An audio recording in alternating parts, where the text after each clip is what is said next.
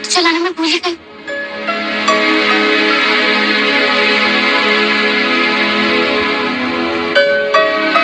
माचिस खत्म। मैं नीचे से ले आती हूँ जाकर।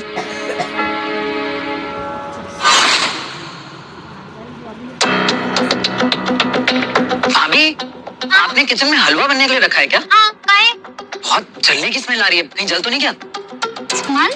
भाभी बदबू। अरे दादा, हमरा हलवा। अब हम हलवे को संभाले कि बिहान देवर जी को क्या करें? बिहान देवर? अच्छा, बिहान को यही बताना है ना कि माँ वो कुएं के पास गई रसम। हाँ हाँ वही। मैं बताता हूँ, आप जाइए। अच्छा आप बोल दीजिएगा।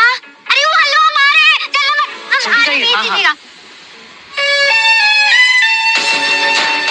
बिहान कहाँ रह गया?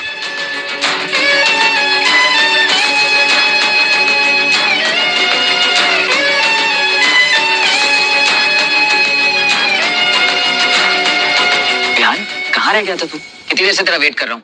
माँ कब से तेरा इंतजार कर रही है। अब घर के पीछे वाले कुएं पे है। पीछे वाले कुएं पर? हाँ, मेरी रस्म तो वहीं हुई थी, शायद तेरी भी वहीं होगी। अच्छा, चलो ठीक है भाई, अभी जाते हैं।